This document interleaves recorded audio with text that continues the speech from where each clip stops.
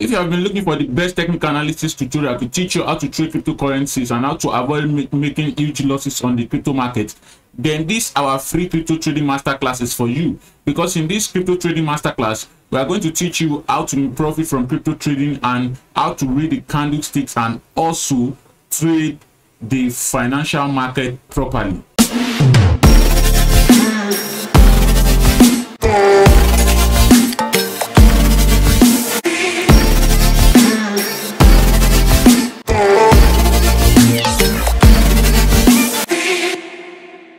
Welcome back to my YouTube channel, Crypto Toilet Forum. In this particular crypto training masterclass, I'll be covering a lot of things you need to know when it comes to trading. In this masterclass, we are going to teach you how to trade like a pro, like from beginners level to a pro level. You are going to be learning how to trade the financial market, how to trade cryptocurrencies, in fact, including forex. What you are going to learn here, you can utilize it from any financial market, be it crypto, be it forex or stocks. You are not only going to learn, you are going to learn a lot of things, and you are going to know how to use decentralized exchanges and centralized exchanges.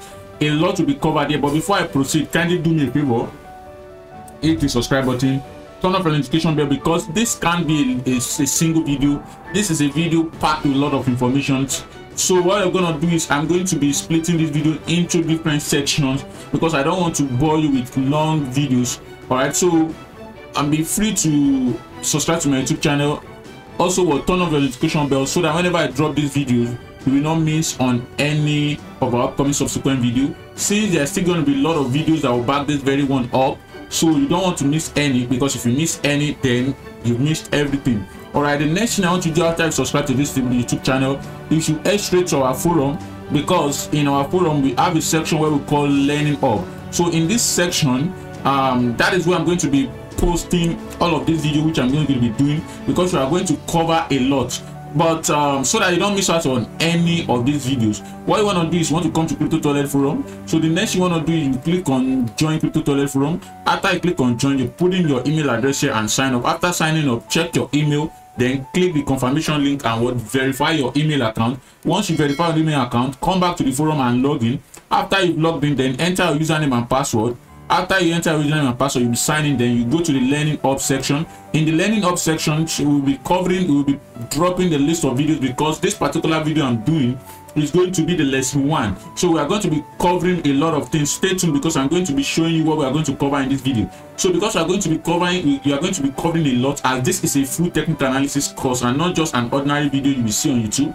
So the next thing you want to do is you come to this section here that says Learning Hub and try to subscribe. You can see that I subscribe, but let me unsubscribe so that I can show you. All right, so if you come here, you click on subscribe to this particular category. The reason why you should subscribe, so that whenever we drop videos, you can get notification. But should in case the network is not really good, you can always try as much as possible to check back or to see if you've uploaded any video. But however, if you subscribe to our YouTube channel and you turn on your notification bell, then you shouldn't miss out on any update, because whenever we upload video, you are going to get notification. So subscription on YouTube is definitely free. You are not paying any amount of it. When you turn on your notification bell, you won't miss any of our upcoming videos. So once you are done doing this, the next thing you want to do is, you can join our Telegram channel as well, so that you don't miss out. So in case you don't know where our Telegram channel is for, if you come to our home page, you will see all of these things here. Do well to join our Telegram channel, and also you can join us on Twitter, where we post a lot of information, and also you can join our Instagram handle, right?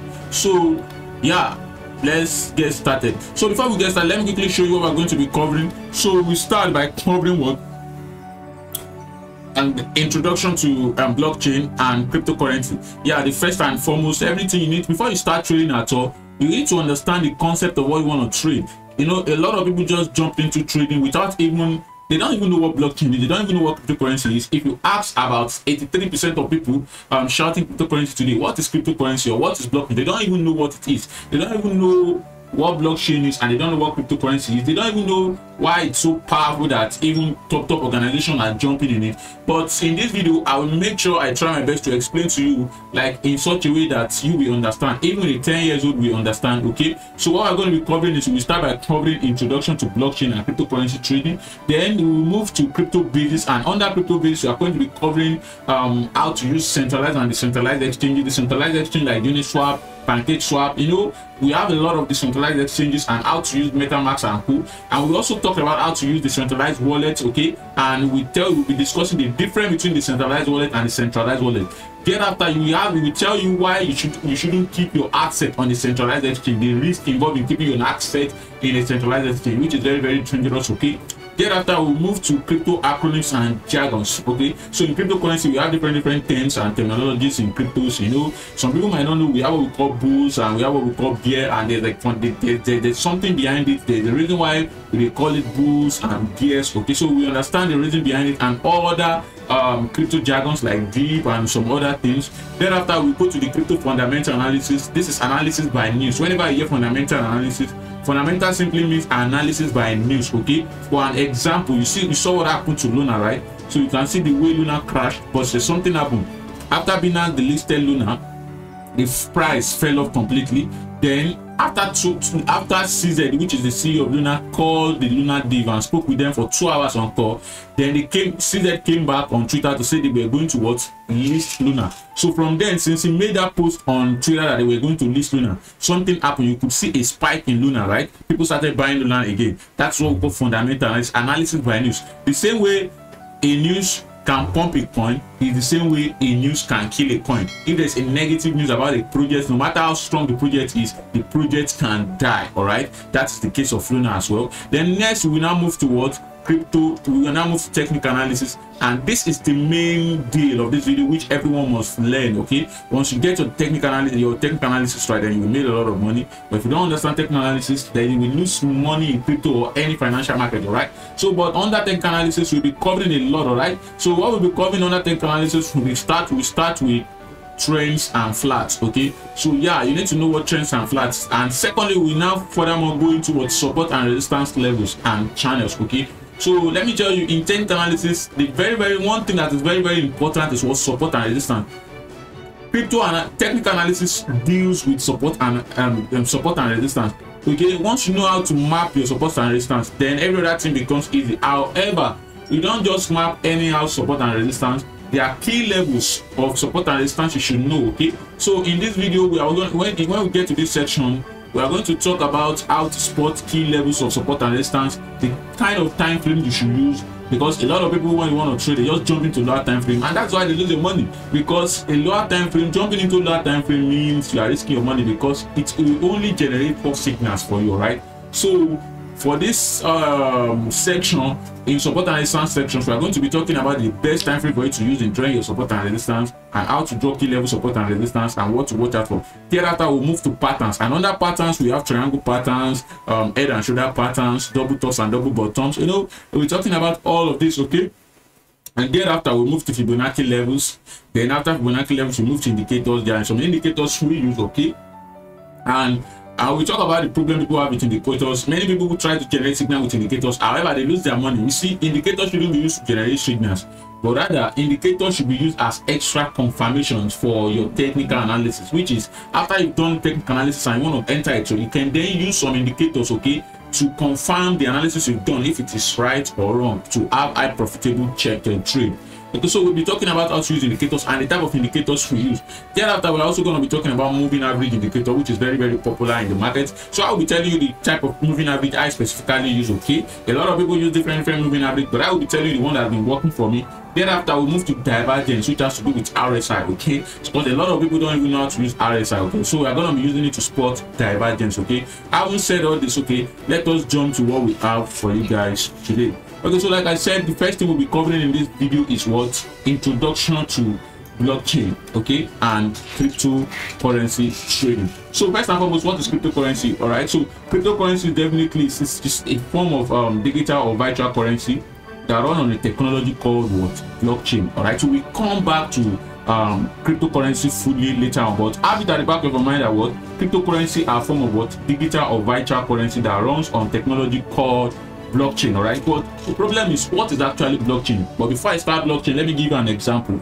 So let's say we have 4 friends. Okay, let's say we have 4 friends called James, Paul, Alex, and Jude.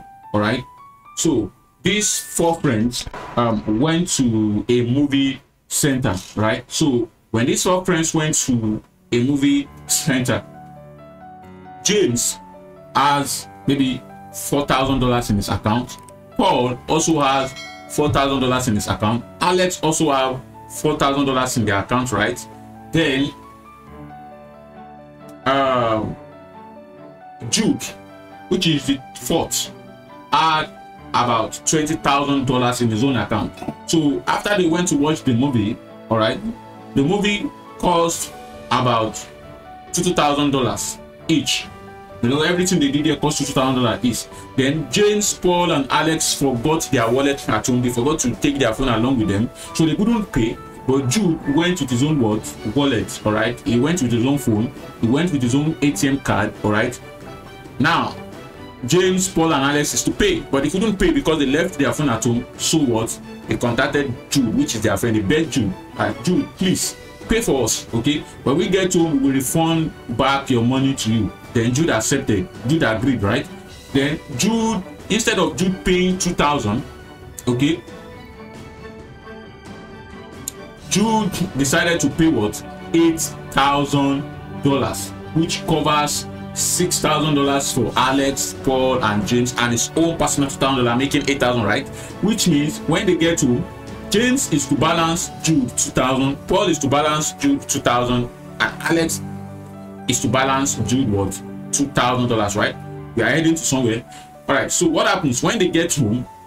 All right. When they get home, then James tries to send his own $2,000 back to Jude. It went, all right, successfully. $2,000 from his mobile banking app. He sent it to Jude, and it went what? Successfully. Then it was Paul's turn to send the money to Jude, right? So Paul tried to send the money, and Alex as well. Then the money failed. Alex also tried sending the money to Jude. Then the money failed.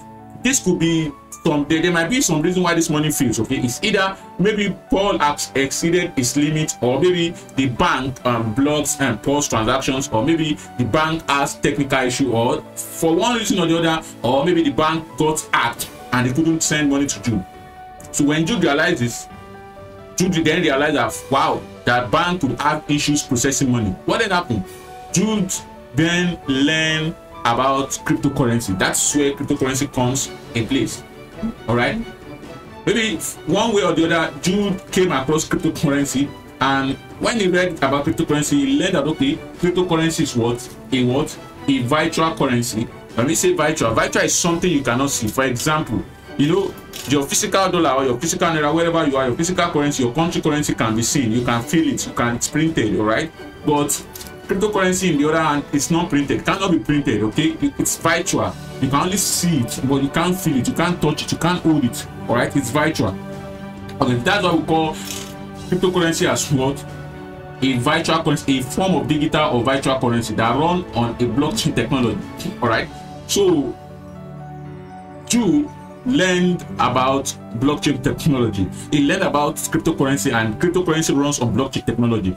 So while Jude was trying to learn what cryptocurrency is, he came across some info about blockchain, and he realized that that cryptocurrencies are not like the normal physical cash. He realized that unlike the physical dollars, that the fake version of it can be created, just like your country currency. Fake version of your country currency can be created. Jude realized that fake cryptocurrencies cannot be created, all right, on blockchain. Fake cryptocurrency cannot be created on blockchain because they have unique IDs, right? Well, we still get into that. And Jude then realized that cryptocurrency does not need a central authority such like bank, because when Jude's friend wanted to send him money, they have to use their bank to send him money, and the bank could block the transaction. Maybe the money was too much, or there's a limit on the account. But when he learned about cryptocurrency, then he realized that cryptocurrency is not centralized, in the sense that no central authority is controlling it. It is centralized, meaning nobody controls it. All right, and Jude got to learn about it, that wow, that cryptocurrency is also protected by complex and encryption algorithm, meaning it cannot be hacked. It's very, very hard for you to hack it. So what then happened? Let's go back to our previous explanation of Jude. Let's go back to our previous explanation of James, Paul, Alex, and James, Paul, and Alex trying to send $2,000 each to Jude. Now, since Jude learned about this, maybe Jude told James, Paul, and Alex, and Immediately, they went to get what? Their own cryptocurrency. So this brings us to blockchain. All right. So what is blockchain? We'll talk about that later. So now, when James, Paul, Alex, and Jude learn about cryptocurrency as well, right? They went to secure Bitcoin for themselves. Okay. So in this case, they are now to make the payment in Bitcoins to Jude now. Now, James bought 3 cryptocurrencies, right? Because they learn about cryptocurrency, they bought 3 Bitcoin. Paul bought 3 Bitcoin. Alex bought 3 Bitcoin. But Jude bought 5 because Jude is a wealthy man who has money. Now, don't forget that James, Paul, and Alex have to send, let's say they have to send 2 Bitcoin to Jude. What happens? This is the concept of blockchain and why blockchain is very, very powerful. Very, very powerful. But before that, the concept of blockchain, if you hear blockchain, blockchain simply means, you know, when we say blockchain, it means blocks of chain or chains of block. All right, I think you understand. So now, what happens? James already have 3 Bitcoin. Paul already have 3 Bitcoins. Alex already have 3 Bitcoins. And they are to what? They are to send Jude 2 Bitcoin each. Let's say each Bitcoin costs about $1,000. So they want to pay now in cryptocurrency rather than what normal currencies. Okay. So which means they have to send 2 cryptocurrency each, which means James has 3 cryptocurrencies, 3 Bitcoin worth 3,000. Paul has 3 worth 3,000. Alex has 3 worth 3,000, and Jude has 5 worth $5,000. Right. So now, James is the first person to send Jude his own $2,000 worth of cryptocurrency. So what happened? Then, first, James sent 2 Bitcoins to Jude. Forget, I'm sorry I put Jack there. I made a mistake. So, when James sent Jude 2 Bitcoin currency, what happens? Immediately, James sent the 2 Bitcoin. A block of transaction will be created. Right? A block. This block will be created in the blockchain, right? A block will be created and the transaction details that occurred between James and Jude will be registered inside that block, right? You just like, for example, you know, maybe you gave your friend 2,000, all right, and you want to keep your history, right? What you have, and you have a diary. Let's say you send your friend, or maybe you send your sisters, or maybe $2,000, $1,000 for medical. You know, you open your diary, you write it down, $2,000 to so person date. The same thing in the blockchain. Immediately James sent Jude $2,000 automatically. All right, a block to be created, and the transactions that happen between James and Jude will be registered, which you can see in this case that a block was created automatically with details, the transaction between James and Jude inside, which shows that James sent 2 BTC to Jude. Right now, James has sent his own 2 Bitcoin to Jude. So what happened is, right, this record, which the record, don't forget that this record that you see here, this block that you see here, this record inside this block doesn't contain the record that happens between James and Jude alone. At the back end, this record also contains what? The number of Bitcoin each of Jude's friends have. And you will see how that is represented in blockchain, right?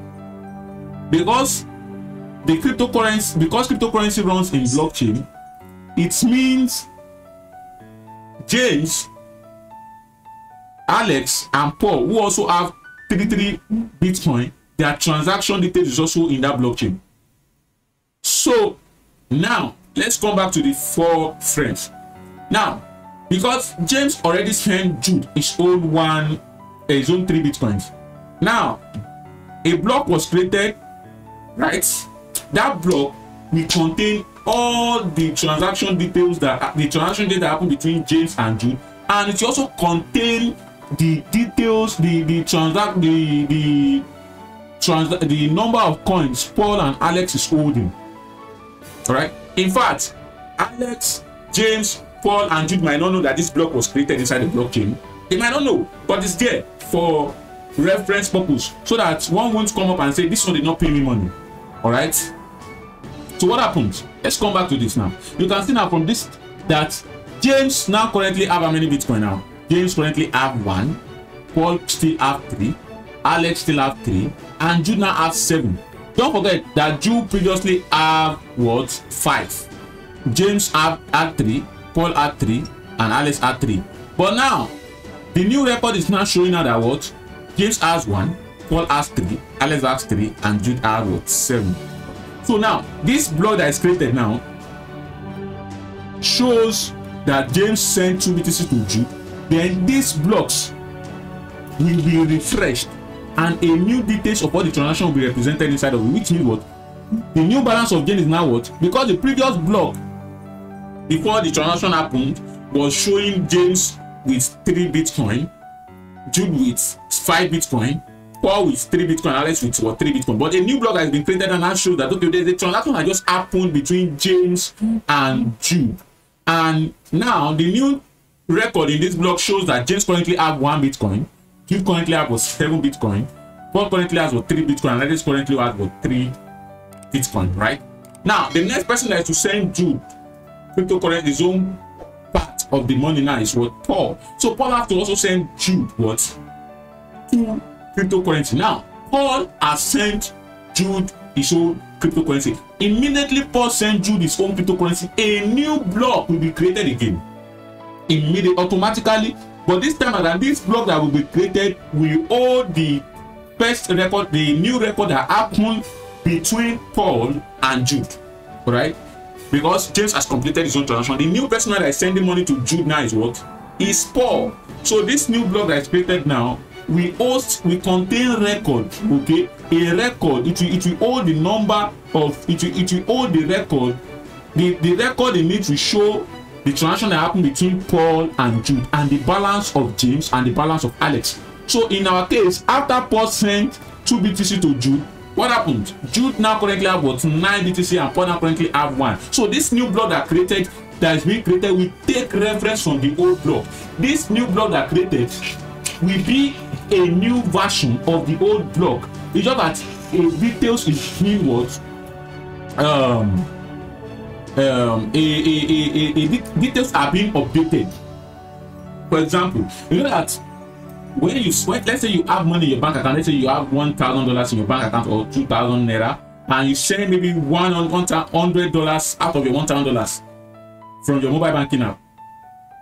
The mobile banking app will refresh and your new balance will show, right? It will no longer show the old balance again.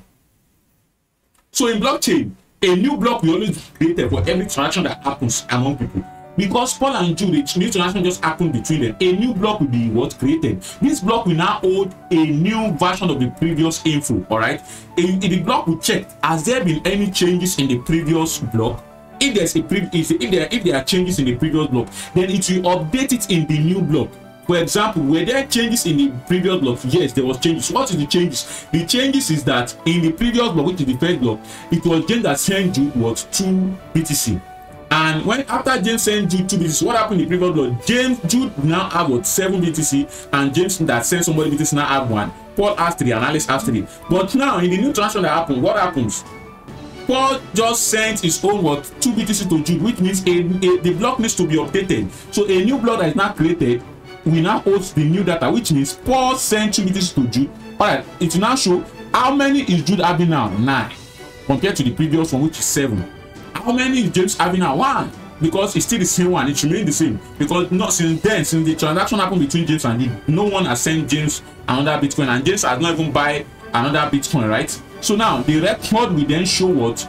The past transaction, the current transaction of James. Okay, so James currently have 1. What's this? Paul now have 1 and Alex they have 3, because from the previous record, the only thing that has changed from the previous record is that Paul just sent 2 BTC to what? To Jude, and Paul now has 1. Okay, and Jude now have 9. So what happened from here?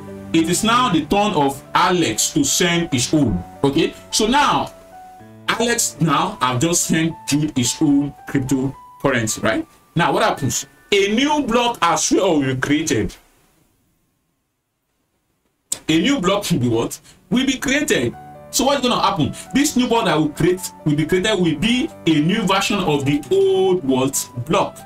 Right? This new block will hold the latest transaction. This new block will check all the or the last block, which is the last block, it will check and see if there's any changes. Were there changes in the last block? Yes, there's changes. What is the change? The changes in the last block is that Alex had 3 BTC and Jude had 9 BTC. But in the new block now, Alex is the one doing transaction, and a new transaction occurred between Jude, all right, and Alex sent Jude 2 BTC, meaning in the new block, Jude's wallet needs to be refreshed. Jude balance will be refreshed, which means Jude now have 11, James still has 1, Paul still have 1, and Alex is now currently having 1. But let's say why the transaction between Alex and Jude or Paul, Paul transfers 1 BTC to James. Then this record would have shown that Jude has 11, okay, James have 2, then Paul have 0, and Alex have 1. But because nothing has changed, the only thing that has changed is between Jude and Paul that the transaction happened. So you can see that the only thing that happened here is the transaction that happened between Jude and Alex, which means the new record will then reflect the changes between Jude and Alex, which means Alex will now have 1, Jude will now have what, 11 Bitcoin, right? Now, these 3 blocks will then be joined together, because the new block take reference from the old block, just as the first block that was created. After the first block, the second block took reference from the first block, then the third block took reference from the second block. Then these blocks are then joined together with a chain. It's then joined together with a chain, all right? These blocks is then joined together with what? A chain, which the chain is called a link between them. The link. There's a link between them. All right. Now, these chains, these 3 records that is joined together is called what? Ledger. All right. These 3 records, these 3 blocks. All right. These chains that these 3 blocks, the link between them. You know, there's a chain linking the 3 together. You see, these 3 linked blocks is what we refer to as what? A ledger. All right. I'm sure you've been any ledger. This is what we call ledger. This is a link between these 3 blocks. This 3 blocks is connected together. It's called ledger. So what happens? The beautiful things about blockchain is this. You see this thing that's like all this transaction that happens. James had no idea that Paul sent Jude money. Alex had no idea that what James sent Jude money. But one thing that happens is, you see, this ledger will then be distributed among these 4 friends. All right. This ledger will be distributed among these friends. Remember that initially, James only had transaction with Jude. After James had transaction, send his own BTC to Jude. He doesn't know anything that happened between Jude and Paul, Alex and Jude. But the truth is, the transaction that happened among all of them will be distributed among everything. That's how blockchain works. The transaction that happened between everything, how James transfer money to Jude, how Paul transfer money to Jude, how Alex transfer money to Jude, will be shared among all the 3 friends, so nobody can lie. This is how blockchain is. They might not be aware that that this thing happened, but that is blockchain. So, and this ledger that is shared among them is called what? Public distributed ledger, because the ledger is distributed publicly among different persons. Okay, this ledger is distributed. This blocks is distributed among them, and this is why blockchain is so powerful than bank. For example, you know now, when you use a mobile banking, let's say you send your sister, you send your sister money. Let's say you send your sister money. After sending your sister money, all right, the only transaction that you and your sister will have is the one that happened between you. You send your sister money. In your mobile banking app, you will be able to see the transaction that happened between you and your sister. Your sister will be able to also see the transaction that happened between she and yourself, all right? But the transaction that happened between your sister and her friend, you won't have it. Unlike blockchain, the reason why this distribution, this ledger is shared among all these 3 friends is because of somebody, which is Jude. As long as these 3 people had a transaction with one common person, this transaction will be distributed among all of them. And let me give you a clear example. Maybe you've used Binance before, all right? You once send maybe any cryptocurrency to Binance to go and sell, and you withdraw from Binance, right? What's going to happen? The thing is, as long as you've done transaction on Binance before, let me tell you, all the transactions that happen between you and Binance, between Binance and every other users of Binance, you have the record with you as well. You just don't know, but you have it. Because as long as one person, in fact, even if you've not used Binance before, let's say your brother has used Binance before, but you have not used Binance before, but you and your brother have sent BTC to maybe cryptocurrency USDT to each other before. All right, you see, the transaction that happens on that Binance have carried out since they started, with all the people they carried out transaction with, that transaction, the blocks of that transaction done together will be shared between you, your friends, the friends of your friends, everybody. The transaction will be shared. Everybody that is using cryptocurrency in the world, they have their transactions. For example, let me give you another example.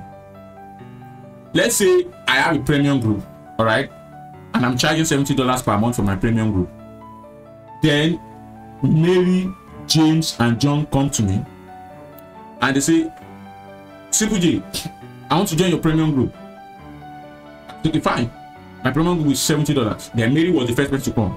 Then Mary told me that, Simple J, okay, $70. Okay, Mary then say, I have about $100 in my wallet, but let me send you the $70. Mary then sent me $70, right? Now, immediately Mary sent me the $70, a block will be created. And let's say, before Mary sent me $70, I have $500 in my own wallet. So I gave Mary my wallet address, and Mary sent what? $70 to me. A block will be created for that transaction between me and Mary. So that block will contain a detail that Mary sent me $70. That same block will have details that Mary balance is now what? $30 because she sent 70, and that same block will contain that my own balance is now what? $570. That block has been created. It has been created for me and Mary for the transaction that happened between us, right? Now, let's say James then come to me the second day that, hey, Mr. Toilet, I want to subscribe to your premium group. I said, see, my premium group cost about what? $70. Then James said, okay, fine, I have $200 in my wallet. Let me send you the $70. So what happens? Now, James collected my wallet address and transferred the $70 to me. What is going to happen? James is now left with what? $130, right? And remember that previously I had $570 because Mary gave me $70 to my $500 is now what? $570. Immediately James sent that $70 to me. A new block will also be created for what? For both me and what? James. That block will contain that, okay, James sent me $70.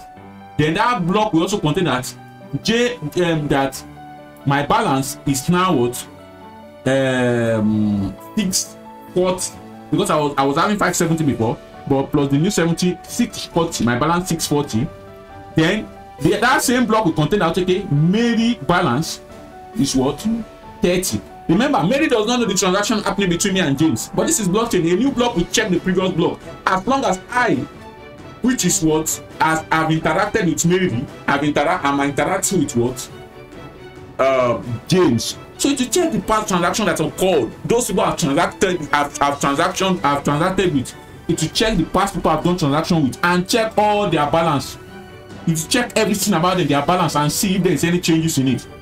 Because there's no changes in the balance of Mary, so it will put it in that new block that, okay, Mary currently still have $30. Then the James balance, okay, James now have 130. It will put it there. Now, let's see now, finally, John comes to me again and say, hey, Mr. Simple, I want to join your crypto group. I say, okay, you are going to pay $70, all right? And let's say John only have maybe only have about $300, all right? So, okay, John also paid $70 to me.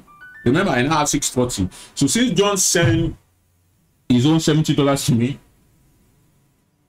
I will have what? $710, right? A new block again will be generated for the transaction that will occur between me and John, and that block should contain, okay, John sent $70 to me, and the block will check the previous transaction that has happened. Is there any changes? It will check and it will update that, okay, JC, which is Simple J's new balance is now what? 710 USDT. Then Mary 30, it will put it there in that new block because Mary has not received any new money. Meanwhile, all these Mary people does not know that there's a transaction going on between me and Jude, but the block will keep on updating it. The block will update it, right? Yeah, the block will update it that Mary 30, Jude James 130, his balance remaining, then John 230. Can you see it? Now, after all this has been done, these blocks of transaction has been linked together because it's taking reference on the previous blocks. This block will then be generated. This block will then be shared among both me, Mary, and what James. Both me, Mary, James, and John. So all this block of transaction, we all have a copy of it. A copy of it will be sent to all of us. It will be attached to our wallet address in blockchain. Why? So that no one can ever lie. You can't deny. Blockchain is created in such a way that everything is transparent. You can't lie. There's no way you can lie that you did not receive money, because even if an attacker tries to destroy it, they can't destroy it. It's unhackable. All right. So what happens if, let's say, James, who have 1 BTC, tries to send 2 BTC to Paul? All right. If he tries to send 2 BTC to Paul, all right, the transaction will fail. Why? Because all James' friends, both Paul, Alex, and Jude, they have the copy of the blocks of transaction that happens among all of them. They have all the copies. You can see all the copies, and all the copies they have with them is showing that, see, James, what the copies we have with us shows that you only have 1 BTC. So how come you want to send 2 BTC to me? It is like you want to defraud me. You are a liar. You are lying. It will not go. They will flag it invalid. That is their tenor. You are a liar. The records we all have here shows you only have 1 Bitcoin. So how come you want to send 2? It will not go through. So the only thing that can happen is either James beg Alex that, okay, Alex, please, I want to send 2 BTC to Paul, and I only have 1. Please send me your own. Let's have to send James his own, and immediately Alex send James his own BTC. A new block will be created again, and this is no longer going to be 3, it's going to be 4. And that new block will show a transaction that, okay, Alex send BTC to James, and it will update all their record that, okay, Jude currently have 11, James currently have 2, Paul currently has what, 1, and Alex currently have is 0. So that way, if James then tries to send 2 BTC to Paul, it will go through, because now the record every one of them have is now pointed out, okay, James now have 2. It has been updated. The new record has taken reference on the old one is now updated. All right. So this is the bit of blockchain. So in essence, blockchain is a what? Collection of records linked to each other. When we say collection of records, okay, it's a connection of records, collection of the transaction that happens between people, records between your friends, collection of this record. You know, I've given you an example how people come to my premium to pay for services. You know, all of those records that happen that they don't know of. The collection of that record then linked to each other. The first person transaction is linked to the second person transaction, because somebody is there that has to do with all of them. With the third person, with the fourth person, you know, everything goes on. You'll be surprised at the connection. You'll be surprised at the transaction that is happening on Binance. You also have it, even though you don't even know when it's happening. As long as somebody you know that's transacted with you has transacted with Binance before, or you've transacted with Binance before, anything that happens on Binance is linked to you. All right. So blockchain is simply what? A collection of records linked to each other. Strongly resistant to alteration, because it cannot be altered. It can't be altered. It's that hacker cannot delete it. Why? Because we have 7 billion people in the world, about 8 billion people in the world, and let's say out of that 8 billion people in the world, 5 billion people are using blockchain. And these 5 billion people that are using the blockchain, every transaction that happens among all of us, any transaction that happens per minute, per seconds on blockchain, is being distributed among all the 5 billion people in the world. So how the hacker want to hack it? If hacker managed to shut one down out of 1 billion, they managed to shut one down, how does he want to shut down the remaining 409,999 billion people? It's impossible, because no matter how you shut down, this is why blockchain is better than bank. Let me give an example. Online bank. Let's say bank now, you deposit your money in the bank, and bank has all your record of this is your money, this is the transaction that's happened between this person and this, and an hacker comes and shut down the bank server.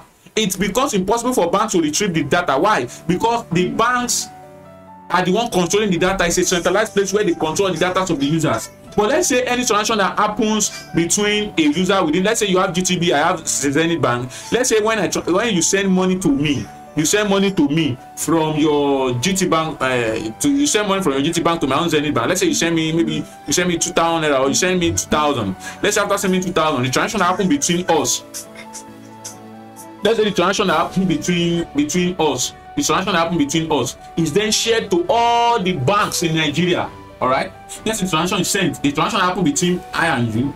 Maybe you send me 2,000, and the transaction that happen between, let's say you send me 2,000, and let's say one of your friends send his own girlfriend to 2,000. So the transaction happen between me and you, and maybe your friend has sent you money before, and everything is linked together and it's being shared among all the banks in Nigeria. Now, if an attacker tries to shut down the bank, all right, it will be easier for the bank to retrieve the data, because they can easily retrieve it from the remaining bank, because the hacker cannot shut down all the banks in Nigeria at once. It's impossible. They can't shut everything down. So even if you shut down one, there will still be those records in the servers of the remaining bank. But because bank is centralized, a particular bank will not share the data or the details or the transaction details of its users with another bank. That is the problem with bank. And this is what blockchain is solving. All right, with blockchain, you can easily send any amount of money. Unlike bank that you will restrict you that this is the number of this thing you need to send and this. All right, this is where blockchain comes in place. So blockchain cannot be altered. An hacker cannot easily come and destroy it. And again, blockchain is protected using cryptography. And you might be wondering, what is cryptography? We will get into that shortly. See, all this is necessary so that when the time you have an idea of blockchain, when you see project, when they talk about blockchain, you will know what blockchain is, and when you read through the project, you will relate it with what you've learned in blockchain, and you'll be able to know, okay, this is what this problem is trying to, this is what this coin is trying to solve. So you shouldn't just jump in blockchain. You see people shouting blockchain, cryptocurrency. You don't know the meaning. This is what blockchain is. This is all you need to know about blockchain. This is how blockchain works, and this is why the banks are going to adopt it in the future. All right, because it's safe and secure. All right, so blockchain is protected using cryptography. We'll jump into that later on. Okay, so in essence, blockchain is a collection of records linked to each other, strongly resistant to alteration, and protected using a complex algorithm called cryptography. So you have to understand that every user in the blockchain has what we call keys. And this key is divided into two. We have a public key and a private key. So the question is, what is key? You know, unlike bank, before you carry out any transaction, you need a transaction, you need a bank account number. And even for you to carry out that transaction, you also need what we call PIN, which is also called password. The same thing in blockchain. For you to do anything in blockchain at all, you need two keys. We call it public and we call it private key. You know, like the name implies, public means public, what everybody can see. Private, something that is known only to you. So what is public and private key? Okay, so public is basically an address anyone in the blockchain network knows of. I mean, anybody in the blockchain network can see it.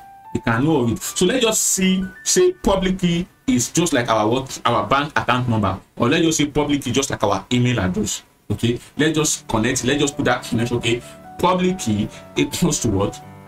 Bank account number or email address. While private key, what is private key? Private key is simply an address in the blockchain network only known to you.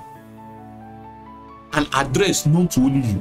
Just an example. Let me ask you a question. Let's link this to mobile banking app. Can you go online now or in a public place or just shout, yeah, this is my bank account and password?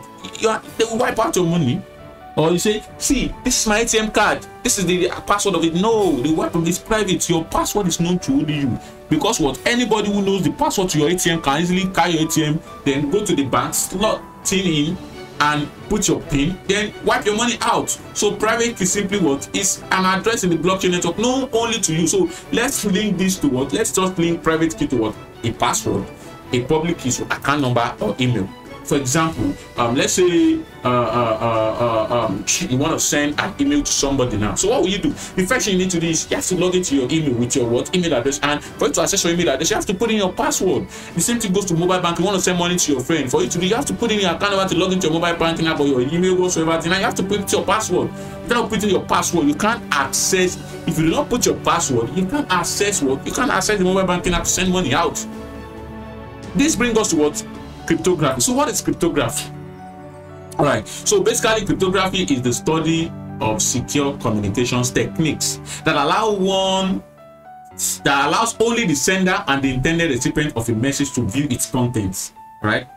A lot of, like I said, cryptography is the study of secure communications techniques that allow only the sender and the intended recipient of a message to view its content. Well, enough of these jargons. Let me explain what this basically means to you. Okay, so cryptography is what? It's just like a mechanism. It's just like a safety precautions or measure. Let's say me and you, I want to send a message to you, all right, and I don't want someone else to hijack the message and read it. I don't want somebody else to hijack the message and read it. I want to send the message to you, right?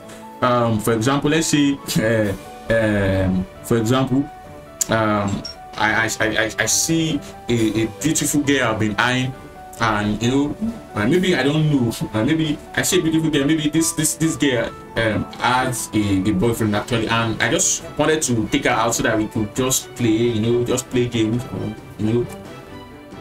Then I wanted to send her a message that she be free so that I can take her out, and I don't want boyfriend to see it, or even if our boyfriend sees it, I don't want him to understand what the message is about. I don't even want he can see it, but I don't want him to be able to decode the message, to be able to read it, to understand what the message is about. I only want the person I send it to, which is the lady, to own. I want her to be the only person that can access the message. Even if our boyfriend lay hands on her phone and read and read the conversation, I want our boyfriend not to be able to understand the message, not to be able to. So the process of me decoding the message in such a way that it will only be understandable by the girl in such a way that only the lady will understand it is what we call cryptography. So it's basically a method where you protect the information from a third party from seeing it, but only the person you send it to should understand the message.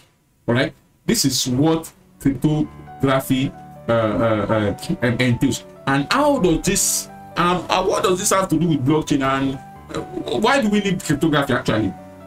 Let's come to this. All right, let's come to this. Let me explain how cryptography works to you properly so that you see the need for cryptography. Okay, so basically let's come to a drawing board. I want to show you something on this drawing board. Okay, you will see, I want to show you the difference, okay, between, okay, the difference between sending something, the difference between mobile banking, the traditional banking system, and cryptocurrency. All right, how cryptography makes cryptocurrency much more secure than our normal banking. Let me tell you something. Now, let me show you something. Now, let's say this is your mobile banking app, right?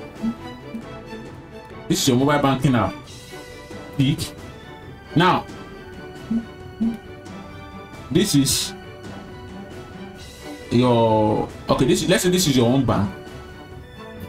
This is your own girlfriend's bank. All right. Now, you want to send money, right, to your you want to send message like that. Let's say you want to send message. All right, let's just say this is your email.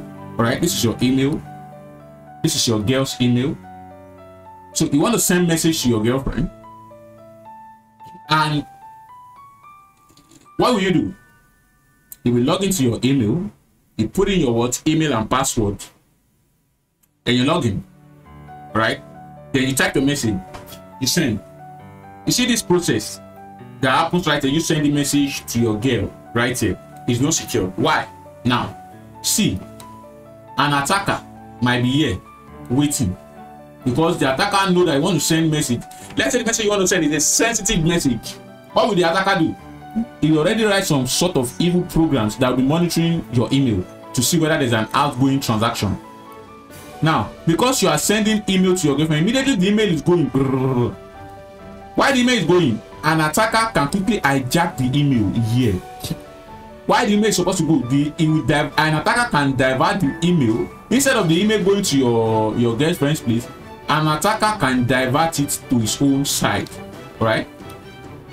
So now, let's say he kept like $1 million back in a location, and you are in danger and you ask maybe your girlfriend to go to that location, the message you sent to your girlfriend, you don't want anyone to see it, you send her a message that, see, kindly go to this location and quickly pick up this bag of money, right? And an attacker has been monitoring your email because this person knows you are a wealthy person. So he's trying to figure out whether there will be a sensitive for a day you send a sensitive information you can quickly hijack. And God so great for him, while he was spying, waiting, he sent a message and he hijacked it. Immediately he hijacked it. Instead of the message to deliver to your girlfriend, the message will be delayed because it had been diverted to him to read first. And when the message get there, it was plain message. He was able to read, oh, so there's a money waiting for a year in this location. This attacker will quickly go to this location, takes the money. After taking the money, then he will release the message to go to this person here. So before this message gets to the person, the attacker has finished everything he's doing. He has captured the money and go. So before this person read it, this person will think, your girlfriend will think the message is still there. Wow, this person just sent me a message. Why meanwhile this person might be waiting? I have not gotten any response from my girlfriend, not knowing that the message was not delivered on time. So this attacker already go to this location, pick up this money.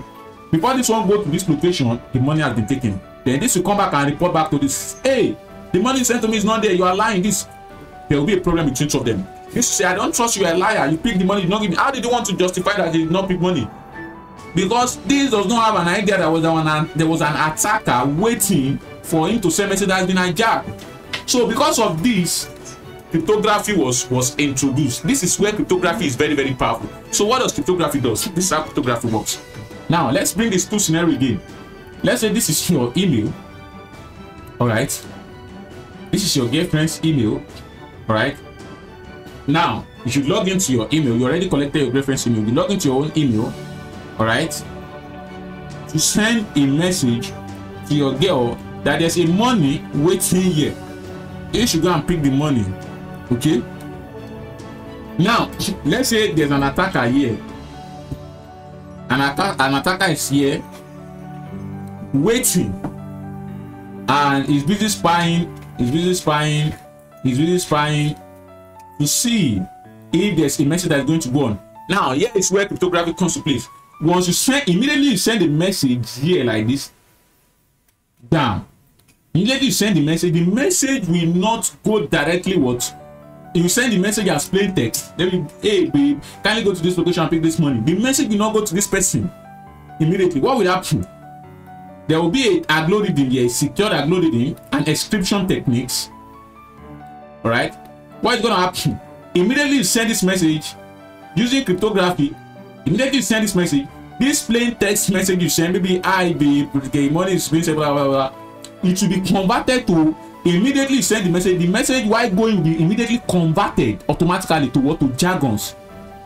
The message you send, hey babe, kindly go to the location, will be converted to jargons like maybe P K L M Z K 2. All those jargons in combination of letters and words, it has been converted automatically. Now, if this attacker hijack it, what's going to happen? He can't decode it. It will only be seeing jargons there because of cryptography already protected the messages, cryptography techniques and encryption techniques. All right, the original message has been encrypted. Okay, it has been converted into jargons that this attacker does not understand. There's no way this attacker can describe the message. There's no way it can translate the message to a real text. It will only be able to be seeing jargon. The only person that can decode this message is the intended sender, because while the process was going on, the cryptography will ensure that until the message gets to the email that it was sent to before it automatically turns to what? A normal message. So immediately an attacker hijack this, it will see nonsense. It will be faint that wow, this thing is shit, it's not useful. Then the message gets here. Immediately the message gets into your girlfriend's email, he will have to log in with his own email account. All right. Now, immediately he logs in with his own password and email, this jargons here will be converted to the raw text this person sent. This way, this attacker fails. All right. The only thing the attacker can do to access this email was if this attacker have the password to the email of this person, and because the attacker at first does not even know the email address of the person, number two, does not even know what the password of the email. So the what this attacker what fails. That is what the basis of cryptography. So let me explain to you here. For example, Bob sent a message to Alice. Bob sent a message, stop trying to make fetch happen. Alice. Now, remember, we said we have what? Public and private key. Just as I've explained to you that before you can send message to somebody in your email, you have to first log into your what? Your email account with your password and email, right? And before you send money to anyone, you have to first log into your mobile banking app with your what? With your mobile number and your what? And your password, right? The same thing happened. So Jack, Bob want to send message to Alice. So before Bob send the message, Bob have to first log into his wallet or wherever he want to send the message to. Bob will have to put in his public key or private key. Right. So immediately Bob has logged in from his place where he want to send the message to. Then Bob send the message. Okay. Remember, while Bob was trying to send the message, you know, Bob, this encryption process means Bob already put his password to access the portal where he will be sending this message. So immediately Bob send this message. This message will not go directly as this. This message was then converted to this jargon's encryption algorithm. Immediately send this message. Instead of this message to, unlike your email, you send message to somebody to go directly to this person. But in blockchain, because blockchain can be used for different things. Unlike blockchain now, an email system that is created with blockchain will not just send the message directly. So, but in blockchain, when you send the message will automatically be converted to these jargons, right? Now, while Bob was sending this message, Bob have Alice public key, which is his wallet address that is serving as email address, right? So immediately Bob send the message, it will be converted to this jargon you see right here. Immediately the message is converted to jargons. If an attacker tries to attack this thing and try to decode it, you only see jargons, and the attacker will be frustrated because he does not understand. This thing has no meaning. It has no meaning. It has no meaning to normal man. But there's this thing at the back end contains a message. All right. Immediately the message lands inside Bob's public key, which is his word, in our case, maybe email. For Bob to also for Alice to also lands in Alice's wallet. For Alice to decode this message, Alice needs his what? Private key. All right. Alice needs what? Private key. All right. So Alice needs to what? Log into his own wallet by putting his private key and public key. Once he logs in, he'll be able to access this message. This message will automatically be converted from this to this. So which means an attacker has failed. This is cryptography in action, and this is how blockchain is being protected. So since you now understand how cryptography works, blockchain works, so what is cryptocurrency? Let's go in depth. The cryptocurrency is a digital or virtual currency in which transactions are verified and records are maintained in a blockchain using cryptography rather than a centralized authority.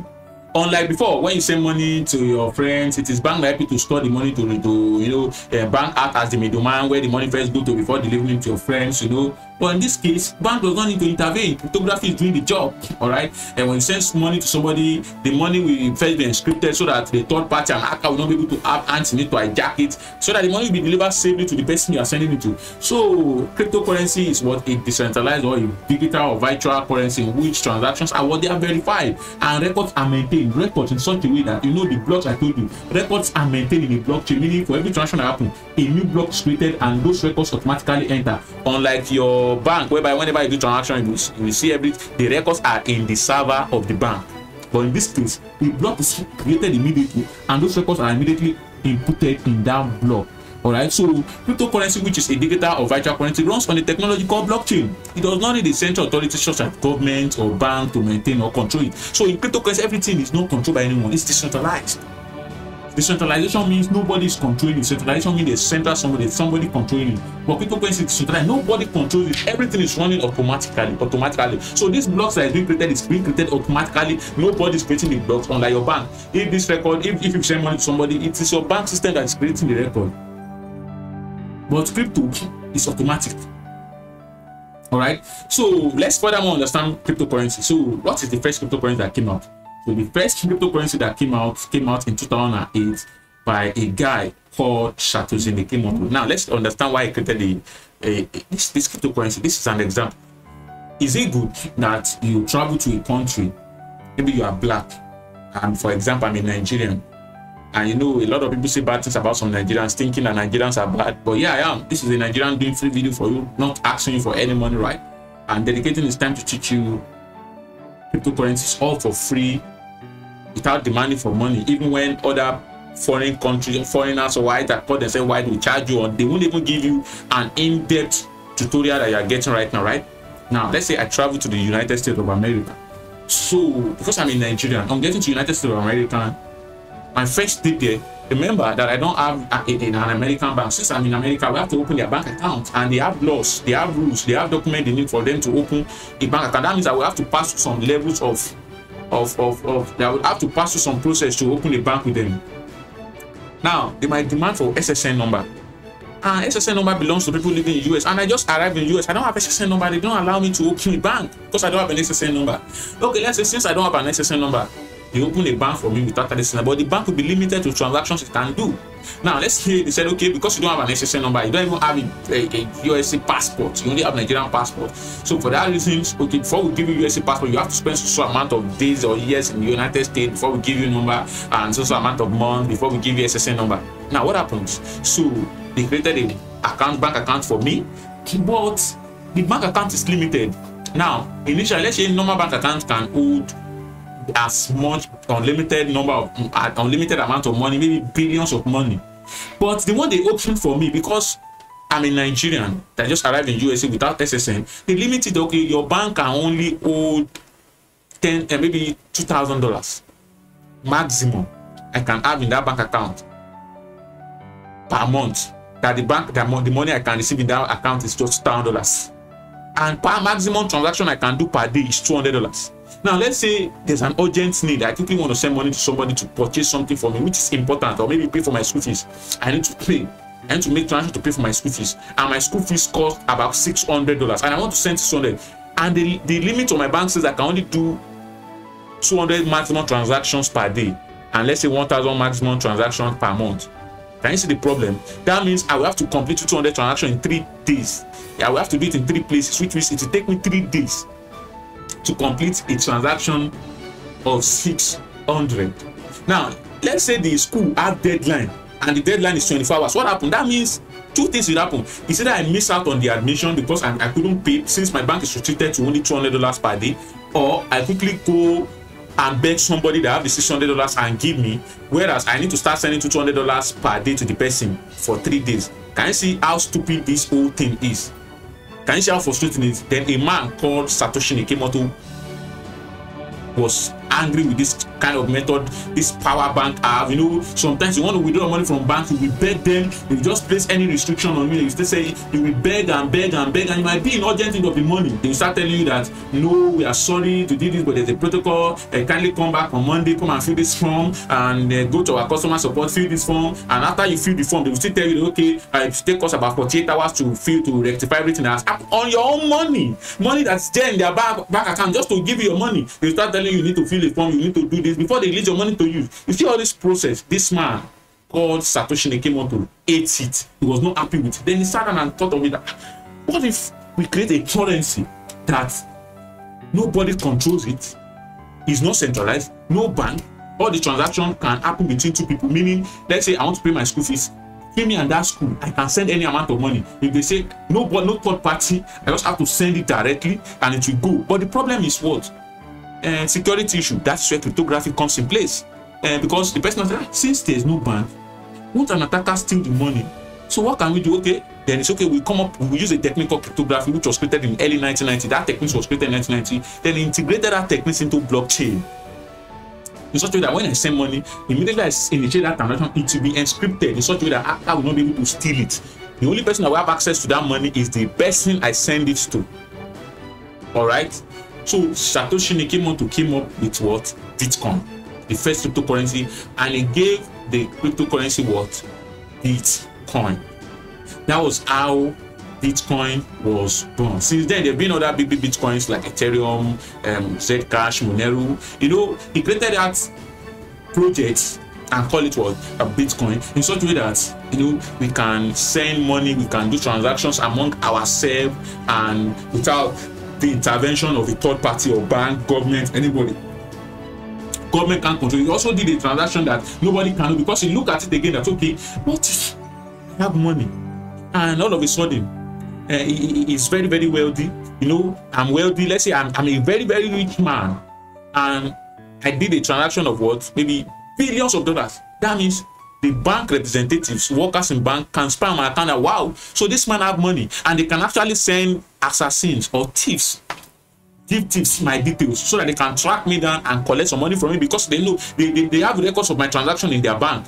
But he came up with a system, cryptocurrency, such a way that no matter the amount of money I send, nobody can ever know that this money is coming from me, because everybody have a unique wallet address, and those wallet address does not have a name.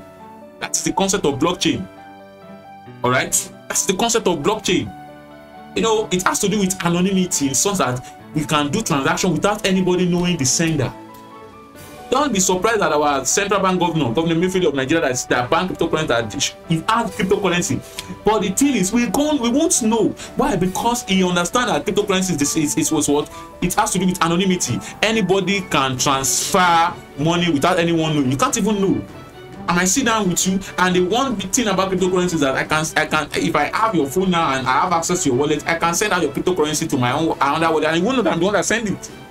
Unlike bank, if I collect your your mobile money bank and I send you only money to my own bank account, I will know, because it have my details and name, and I can easily retrieve my money back. But in cryptocurrency, money that is sent to someone else is gone. That's why you have to be very, very careful. All right. So now let me explain to you how cryptocurrency transaction works between two users using what we've learned in this particular place. All right, so I will show you a cryptocurrency transaction, how it works, using this type of explanation. So let's look at how cryptocurrency transaction works between two users using Bitcoin as the crypto. So James wants to send 2 BTC to Jude.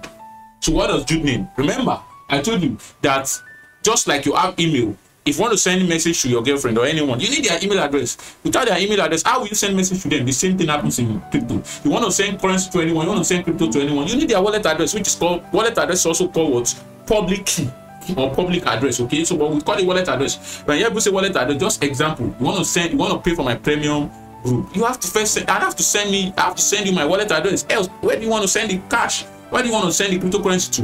This is what the concept of cryptocurrency. So James want to send 2 BTC to Jude. All right, so Jude has given James his public wallet address, which is called wallet address, public key. But please don't make a mistake of sending anyone your private wallet address. I will tell you the reason why. Don't make that mistake. So what happens now? James logs into his wallet. So while he's logging in, he needs to use his private key, which you can see right here. The private key is what is called the hashing encryption algorithm, because for James to access his wallet, just before you access your email, you have to log in with your password. So in cryptocurrency, what you need to use to access your wallet is just a private key. You don't even need your wallet address. And this is why it's dangerous that you keep your wallet address safe, because if you have, let's say you have 10 Bitcoin, what about maybe like $2 million in your wallet address, and I have your private key with me. Let's say you write your private key down and you put your private key in your purse, in your wallet, in your purse or your bag while going to school, and you have let's say you have a diary, and you went and write your private key in that diary, and you put that diary in your bag, and while going to school you lost that bag, and I that knows about cryptocurrency checked your bag, and I was going through your diary and I saw something that looks like a private key, and you wrote their private key, I will try my luck to see whether Bitcoin is there. The only thing I need to do is just look for a wallet, a crypto wallet. We have many of them. We have metamask, we have trust wallet. I will talk about that when we get to crypto acronyms, when we get to that section. All right, so all I need is just take your private key, put it in that trust wallet, bam, immediately it will give me access to your coin, and I will transfer it. It happened to me. If there's any one of you that's been listening, that have been watching my videos, and the video I did back as in 2021, where I was teaching people how to use metamask on mobile. While teaching people how to use metamask on mobile, I created on live section. I created a wallet address which the private key was shown to everybody, because that was just an example which I was creating. So I made a mistake of not removing the wallet address from my phone, and I have a lot of wallet address on my metamask. All right, so there was a time I wanted to transfer about $2,000, which is worth about 1 million naira in Nigerian currency, 1 point something million, $2,000 to my one of my wallet address, because I have so many wallet address. So I made a mistake. I never knew that that wallet address alleged that is someone that watched my video on YouTube actually imported that private key I used in that video, you know, in his own wallet as well. I told you that is very, very dangerous. You have to keep your wallet address. Initially I made a mistake because I forgot. Initially I was not going to use that wallet address again because I only use it as example, but I left it on my phone and I forgot. Immediately I sent $2,000 to it. Within 2 minutes, the person that already imported that private key in his own wallet, wherever it is, he transferred my $2,000 and moved it to his own wallet. That's why I lost the $2,000. I was paying. I knew the person might be watching this video, but I don't know the person because that is blockchain for you.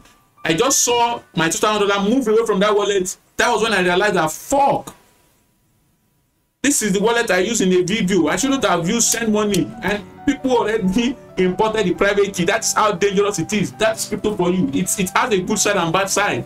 So, but the bad side is only you that can help yourself. Keep your private key safe. If anybody asks for a private key, it's a lie. If the person is scam and run. Only public key, which is a wallet address, you give to people. Anyone that asks you for private key is a scammer. Except you trust your boyfriend or or your girlfriend, or you trust them so much. Don't give them your private key.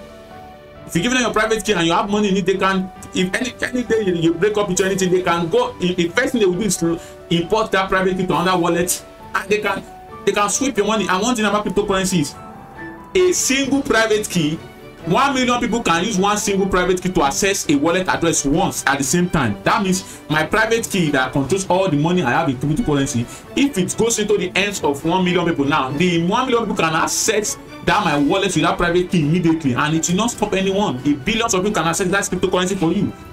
Unlike bank, whereby you cannot access your mobile money bank, everybody cannot access at a time. If you access it on a phone, you stick to that phone. But cryptocurrency is very, very crazy. It's a nice concept anyway. You just have to be secured. Okay. So now let's say James wants to send 2 BTCs to Jude. James has to first log into his wallet address by pasting his private key, which is in our own case is placing password. Once he creates it, he has to send the 2 BTC. Immediately James send the 2 BTC. Immediately the 2 BTC cryptography mechanism will be initiated in such a way that the 2 BTC will be protected in such a way that no hackers will be able to hijack the BTC and divert it to their own wallet. All right. Immediately he send it, it will be automatically converted to jargons which the hackers will not understand. They won't even know what is going on. So this money will then land in Jude's public key, which is his wallet address. So at this case, Jude will not be able to access the money except he key in his own what? Private key. So for Jude to access the money that has been sent to his wallet, Jude have to import his own wallet address. Just like an example I gave, that somebody have to, when I send money to that wallet address, someone else with the private key quickly imported it and took the money. So this is the same thing. So for Jude to access this money James sent to him, Jude will then decrypt it by pasting his private key. Once James pastes his private key, will be able to access the 2 BTC and do anything you want to do with it. But let's say Jude was being careless and someone else have Jude's private key, and when the money was sent, the person was fast enough to import that wallet. The person will move Jude's money back to his own place, and there's nothing concerning James because immediately someone else moved the money of Jude from his wallet. All right, there's no way Jude can blame James that James did not send it. Remember in our previous lesson that a transaction that happens to be distributed. That means if let's say Jude was careless and Jude's girlfriend asked Jude's private key because Jude was madly in love, so love made him look like a fool. And while Jude was in love, Jude gave his private key to his girlfriend, and they broke up later on, forgetting that he has given his private key to his girlfriend. Jude was supposed to create a fresh crypto wallet address that has a fresh public key and stop using the one he gave his girlfriend. But because Jude was so stupid and he has forgotten that his private key was with his old girlfriend, he was still using that account, and the girlfriend of Jude want to get back at Jude already imported that wallet in her own phone as well. So let's say when James sent the money to Jude, the girlfriend of Jude, because he also have the private key of Jude, went ahead and logged into the wallet by importing that private key of Jude. It will take away all the money. So there's no way Jude can blame James. Why? Because the record that happened between James, Jude, and that his girlfriend, it will be distributed among the three of them as ledger. All the transactions that happen, how James transferred to Jude, and how the Jude girlfriend moved the money to her own wallet, everything, and the wallet that the money went to will be what will be distributed. In fact, even Jude will not know that it was his girlfriend that do it, because the girlfriend can easily deny, because there's no way. He can't sue the girl because you say you are the one, you have my private key. The girl will say, but I have not moved your money, prove it. Since anybody can create any wallet address, you can create millions wallet address that you like. There's no way, and wallet address does not attach to any name. So Jude will only be seeing that his cryptocurrencies in the wallet address, where he will only be seeing that his money has been moved to a particular wallet address, but he won't know the owner of the wallet address, because blockchain is anonymous. That is the concept of blockchain, anonymity. Everything done is anonymous. The only way Jude can accuse his girlfriend that she's the one that takes his money is if Jude has already sent money to his girlfriend before while they were dating, and the wallet address sent money to was the same wallet address is 2BTC that James sent to him was transferred. Then he have an evidence against his girlfriend that it's the same wallet address. But if her girlfriend is so smart and want to do such, she won't use the wallet address. Her girlfriend will go and create a fresh wallet address and quickly send the money and enter into Jude's wallet, use Jude's private key to access Jude's wallet. Then he will move the 2BTC to a fresh wallet address that Jude does not even have. So that way Jude can accuse his girlfriend, and Jude can sue his girlfriend. Jude can accuse James, because all the record shows that James sent the 2BTC and it landed in Jude's private key and someone else moved the money. So this is the concept of cryptocurrency. So now, one thing you need to understand is how does cryptocurrency gain its value? Very, very important. You know, a lot of people just jump into cryptocurrency and they start buying. You start buying. You don't even know how cryptocurrency gain value, and that's why many people make mistakes, and that's what made me money in 2021. Let me tell you, in 2021, I wanted to make money. So I said to myself, okay, I had $3,000 and I wanted to make big money. So I said to myself, okay, I will invest in coin, but I set a rule for myself. Number one, my coin must have low total supply. When I say total supply, it means the total supply of that coin, the total availability of that coin must not be more than 1 billion, meaning 1 billion downward. Then I gave myself a rule that aside the fact that the total supply of that coin must not be above 1 billion, it must be 1 billion downward. The price of the coin must not exceed 10 cents, meaning if the coin is currently worth $0.1, I won't buy. That was my rules in 2021. But I will only buy if the price of the coin is between the 0.09 downward. Why? I adopt this mechanism because a $200 can buy me plenty of this coin. For example, if a coin is worth $1 and you put $200, you can only buy 200 units of that coin. All right. But if a coin is worth maybe 0.2 and you want to buy $200 worth of that coin, $200 worth of that coin, right? You can still buy up to 1,000 of that coin. All right. And if a coin is now worth 0.02, which is 2 cents, your $200 can give you about 8,000 or even 9,000 units of that coin. Now, if that coin gets $1, you make money. That means you have 8,000 units and the coin is now $1. You make money. That was why I made a lot of money in 2021. Why? Because I bought Bakery token. Bakery token was currently at 0.09 when I saw Bakery token. Then I invested $200 in Bakery token at that time. After buying Bakery token at that time, Bakery token gave me about 6,000 units of Bakery token. Then what happened? Bakery token, one coin went to what? $8. So multiply 6,000 by 8. That was almost how much? Calculate it. I made more than up to $20,000 with just $200 investment. That is smart investing. That was my ideology of investing, and it pays off. Not only that, I also use JULD, a coin. I saw the coin at 0.004. Then I invested $1,500 because I saw that the coin had project. Because before you invest in coin, you also have to look at the project they have as well, right? So I invested in it. I bought 1,500, and after 3 to 6 months, the 1,500 resulted to what? $120,000 because JULD went to 0.6 from 0.004 to 0.6. Now let's go back to what we are here. So how does cryptocurrency gain its value? Let me tell you, let me explain how cryptocurrency gain its value to you. Let's go back to our drawing board.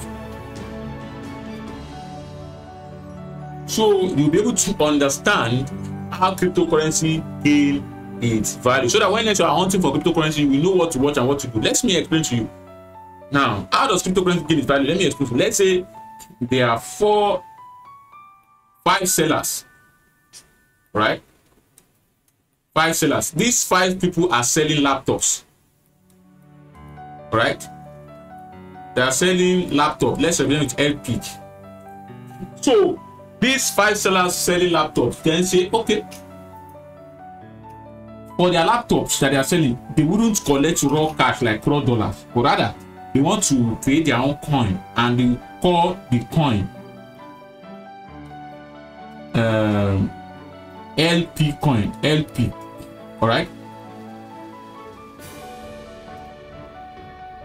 they will call the coin what? LP coin. All right.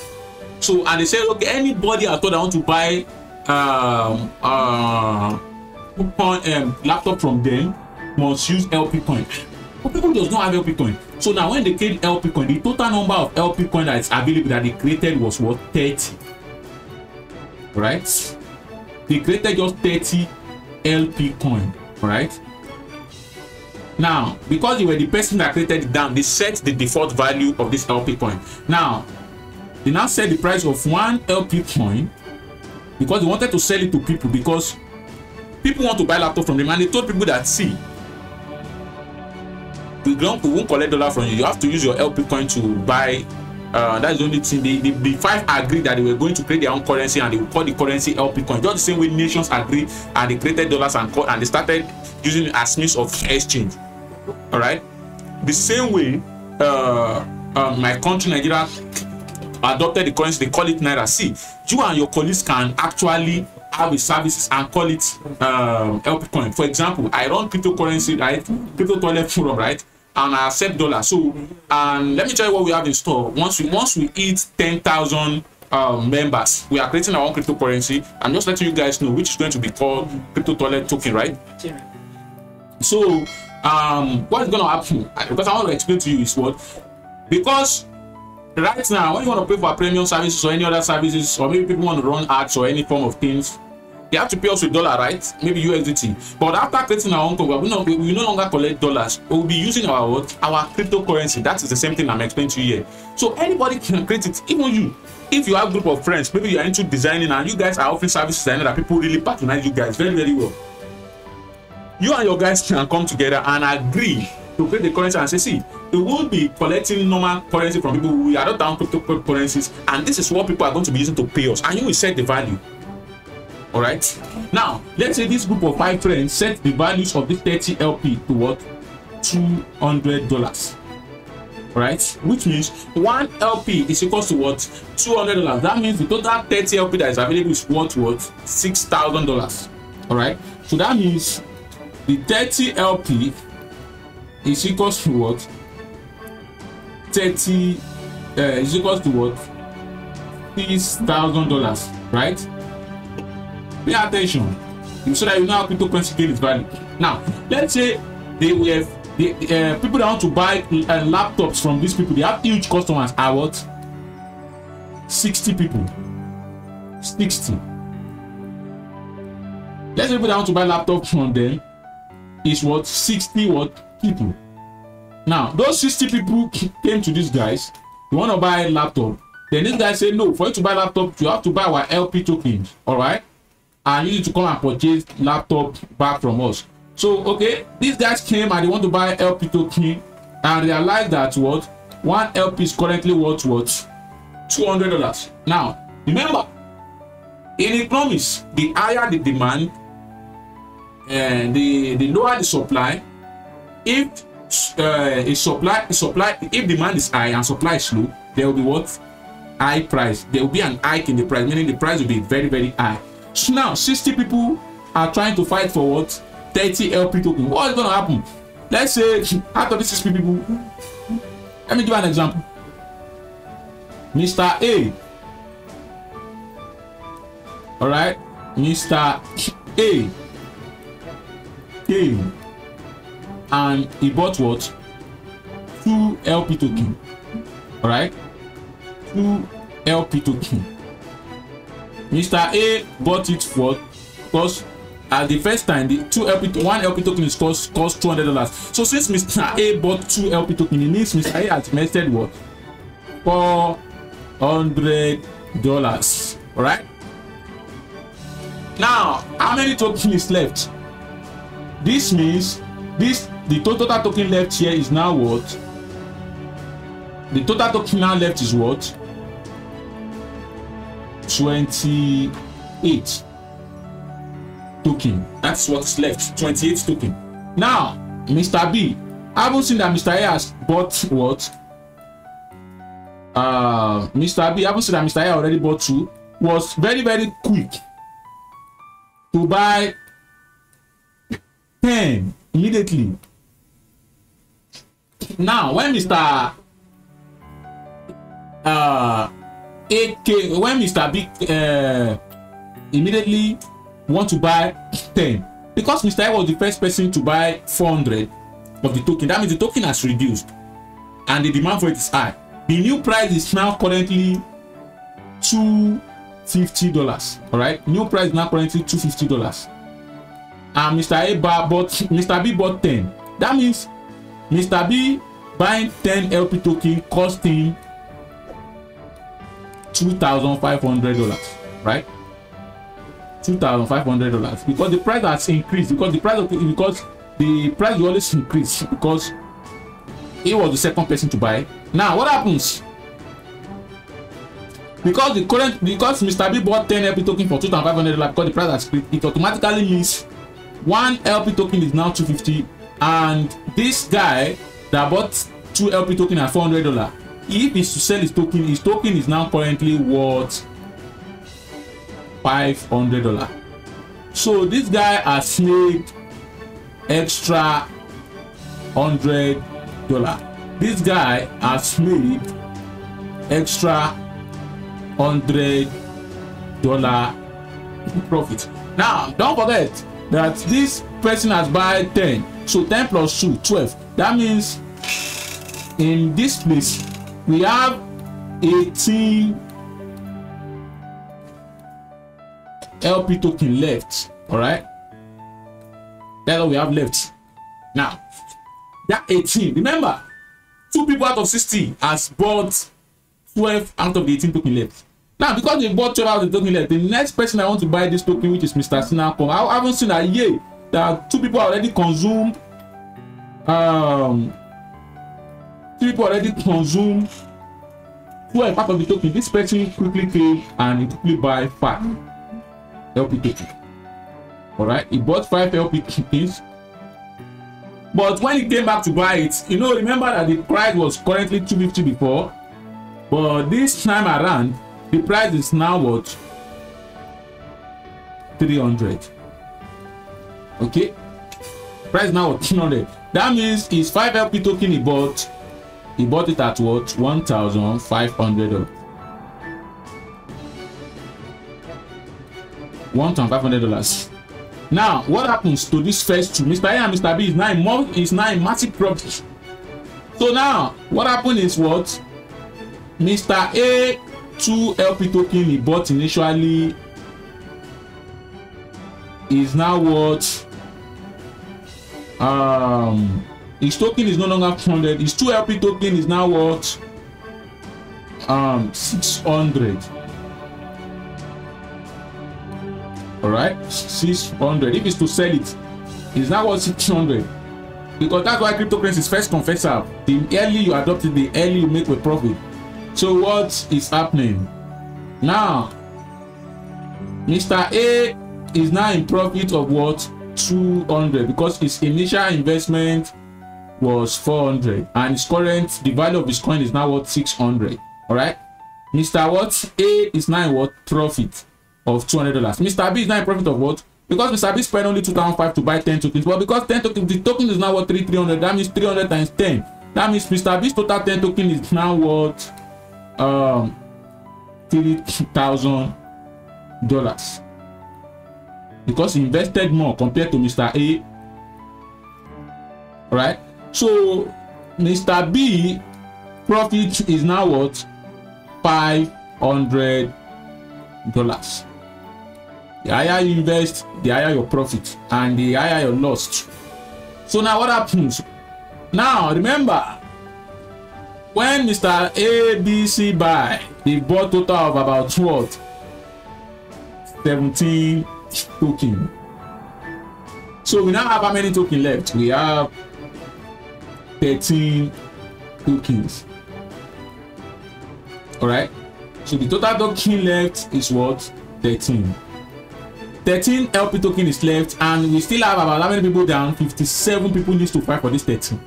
Now let's say this 13 token left. Alright, Mr. D quickly came and bought what? 9 of this token, LP token. Now, when Mr. D came to buy these 9 LP tokens, the price was then $500. Meaning, still the price is what? $500. It means Mr. D will be spending $4,500. The total money Mr. D spent in buying this 9 token is what? What? $4,500. Because the current value of this token is now what? 500. So what do you think is going to happen? Then it means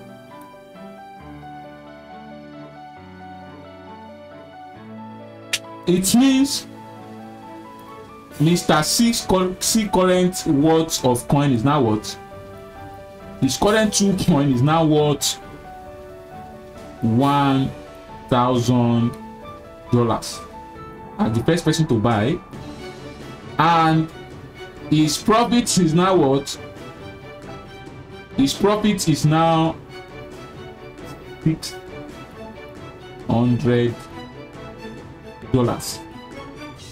Mr. B that spent 10,500 in buying 10 LP token, his value of his coin is now what? $5,000. His profit is now what? His profit is now what?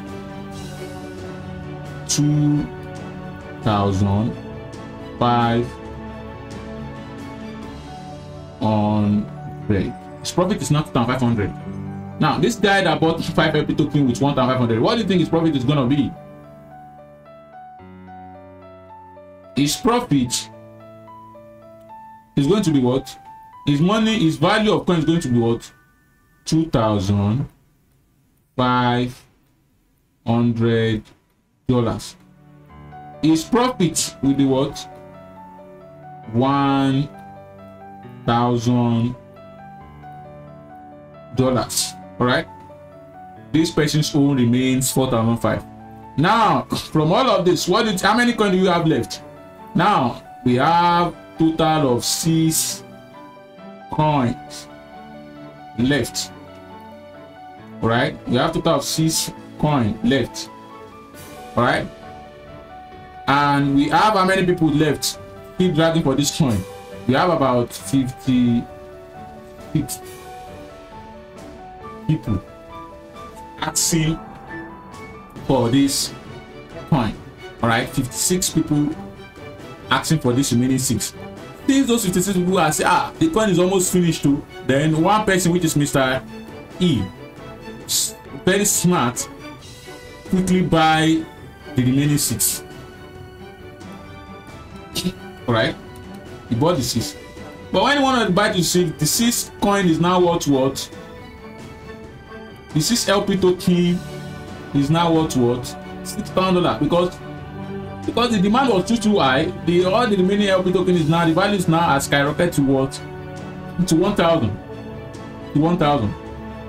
Meaning he spent $6,000.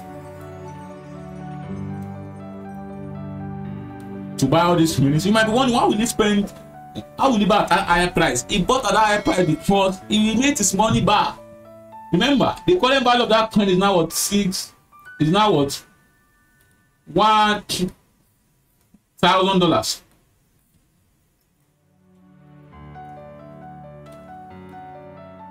$1,000. All right. Now, what do you think the value of this Mr. A, B, C, D is? I'm sure you guessed right.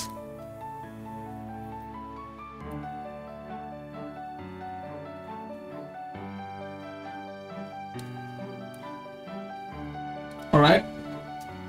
So the two coin of Mr. A, which was 400 initially when he first bought it, is now worth $2,000. $2,000. His profit is now what? Because the current value right here is $1,000. His profit is now what? $1,600. Right? Mr. B that bought it with 2,500. His 10 coin is now worth what? $10,000.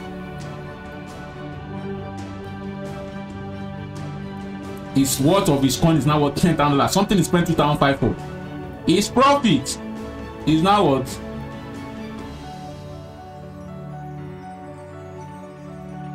$7,500. All right. Mr. C that bought with 5 is now what? $5,000. His profit is now what? $3,500. Mr. D that bought with 9 is now what?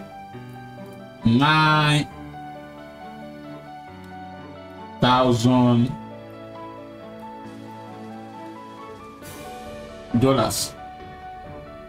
His profit is now what? $4,500.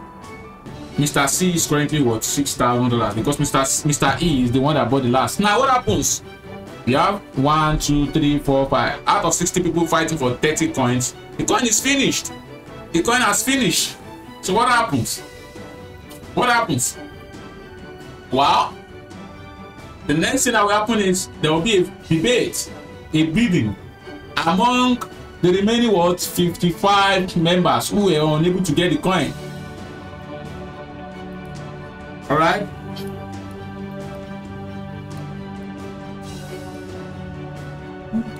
That is what happened to those that bought one at $100. They couldn't buy when the coin was cheap. They were late to buy, so they bought at the higher price. So what happened? That's why it's always good to get into projects early, and I'll give you a coin you can buy on time after this video. So watch to the end. So what happened? These 55 people haven't missed out on this tech to buy early. They used to buy because with the number they can't buy laptop from these people. So what happens? They have to beg these people to sell to them. Now, because these people are now feeling like king, you know, now the bidding will start.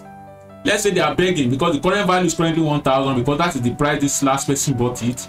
So now, how the price goes up and down? This is it. Bidding will start. That's what we have in exchanges. We have what we call asking price and selling price. And I will show you. Let's go to Bits. Let's go to Binance.com. Now, if you go to market, now, if you choose any coin, if you choose any coin, ANC for instance,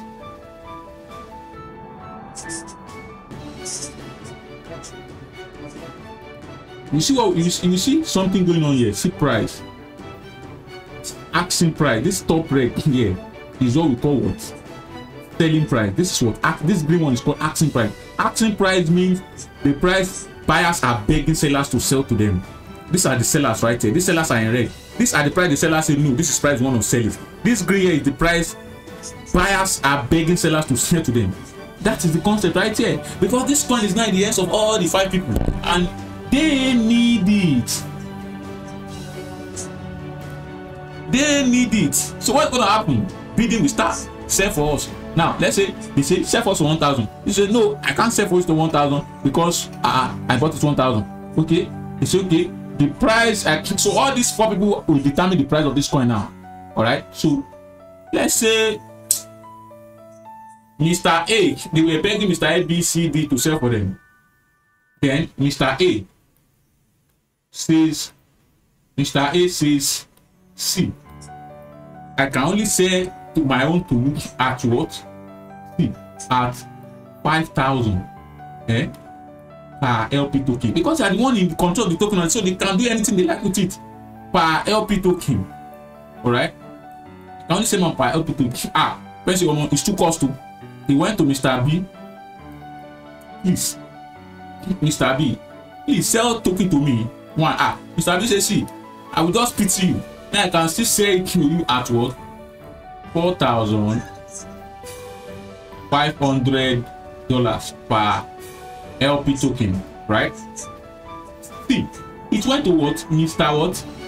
Mr. C. Mr. C, please said to me. Mr. C said, okay, let me just pity you, Sha. Let me just pity you. Bring $4,000 per coin. He said, it's cost to per LP token. Please now. Okay, he went to Mr. D. Mr. D, please sell to me. Mr. D say, well, I can only sell my own to you for what? 3,000 per coin. Let me just pity you. I don't want to eat too much profit. I get to that per LP token. The buyer say, it's too cost. Then this last time he went to Mr. E. Mr. E says, well, because I'm a man of God and I don't like too much greediness, just bring 2,000. Don't bring 2,000. Just bring 2,000. What happens? The current price of this coin is automatically what? $2,000, because that is the least price all the buyers are willing to sell. That is the cheapest price the buyers are willing to sell. But there's a problem. Yes, it doesn't mean that this price will just remain $2,000. Why? Because Mr. E only has 6, so he wants to sell at $2,000. What happens after Mr. E sell all his 6? Well, let's say the people that came to Mr. E sold all his 6 for $2,000. What happens? Well, Mr. E will make how much? What? Because at that time, the current value of the coin is now what? $2,000. So do the math for all these things. So that is, these people will make, if they are willing to sell them to at $2,000, then they will make more money. That means at that time, the current value for this coin is not $2,000. That means Mr. E has sold all his 6. Alright? Immediately Mr. E sell all his 6. That means all the 6 of Mr. E's coin will be what? He sold it for $12,000. Mr. E, having invested $6,000, has pocketed $12,000, meaning he has made $6,000 profit.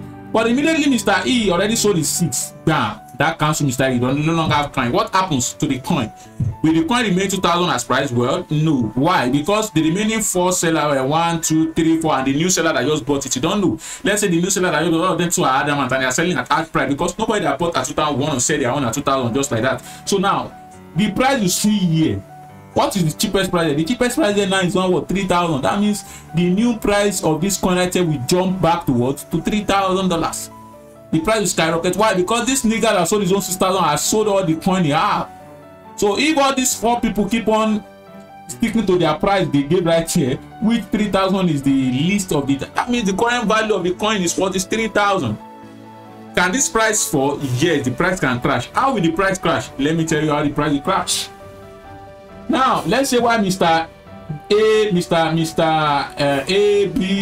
A want to sell his own for 5,000, Mr. B for 4,500, Mr. C for 4,000, and Mr. D for 3,000. You know, Mr. E already sold his own for $2,000. Who is holding the largest portion of the coin? Mr. B. Now, let's say Mr. B mom have accident. Mr. B, his mom have an accident. All right. And doctor contacted him that we need to perform quick operation on your mom, and your mom needs money. And Mr. B already bought cryptocurrency with this one, and they need urgent money. All right. And let's say that time the buyers are now demanding that they want to buy the coin at what? At $500. They want to buy it at $500. Buyers are demanding that all your people are too cost to. Buyers are demanding that we can't pay this outrageous amount of money to buy this coin. What we can buy is what? $500 is what we have to buy it. And remember, Mr. B bought this coin at the rate of what? At the rate of what? He bought it at the rate of in fact, let's just say these guys are saying they can only pay $200 for this coin. Let's see how coin for $200 buyers. That the amount is too much, Jerry. That they can't pay that outrageous amount. Well, but there's a problem here. Mr. B is holding the large quantity of the coin, and Mr. B is in problem because his mom and dad, all right, they are in the hospital. They need quick treatment, and he has to sell all this coin to treat them. Now, these people, Mr. B was initially asking that. Mr. B was asking for $4,500 per coin because he bought the coin at what price? He bought his coin at $250. Now, people are demanding to buy it at $200, which is even lesser than the price he bought it. But because it's in problem, and the remaining buyers are saying big price, he needs money. When Mr. B checked the money they need to treat our mom, he calculated it, and maybe the total money the money they need to treat our mom is let's say $3,000. He begged those. He said, "Okay, I will sell my coin for $3,300 so that he can at least raise that $3,000." Buyers kept on. They stick to their word and no. This is what we want to buy. It's $200 is what price we want to buy. Well, and Mr. B knows, okay, he still have a mobile phone that he can still sell for $1,000, and he just needed what $2,000 to add it up and go and give to so that he can treat his mom because he liked his mom very, very well and does not want his mom to die. So what happened? Then Mr. B decided to give up and lose and sell the coin to sell the coin for what? Sell the coin for what? $200. Immediately Mr. B, because he owns the larger share of this coin.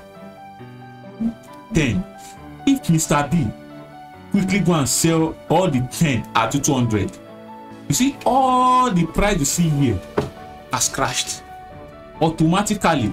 All the demand on this will be no longer owed. Why would that? What would happen is because he's selling, business selling, the market will collapse. The price of this coin will depreciate. Bam. It will no longer all the big thing that this niggas is holding before for not selling that was worth $2,000 before. We currently fall back. The current value will currently fall back to what? To $400. So because Mr. B already sold everything, the market has collapsed and he has gone to cash out the $2,000. He take a loss. He take a loss of $500 and he had added and go and pay for his mother's bill. So that panic that my coin that is currently worth $2,000 before is now back to $400. What is going to happen? There will be panic among these people right here. It is not going to be survival of the fittest. So what's going to happen? These remaining people will just quickly dump their coin and start selling panically because they will be scared that if my coin of $2,000 is now worth $400, what is going to happen? That means they will say, oh, if the remaining buyers, the remaining holders sell before me, that means my coin will turn to dust. My $400 might now be worth $40. that panic will make this nigga also quickly sell his home for $200. And if after Mr. B sold his own, the next asking price is no longer $200 and it's now what? $100. That means the 2 coin Mr. A is holding is now worth how much? It's now worth $200 instead of the initial 400. So Mr. A panically will just dump his 2 LP tokens at what? For $100, meaning he has lost. He has lost because he invested $400. Now he's coming out with $200. And having seen this, Mr. C and D will panically sell all their coin. They will just dump it at loss. This is why you usually see the panic sell deep, because when you hold a coin before and in big money and all of a sudden see that, also you start selling it at cut short your loss. That's what happened to Luna.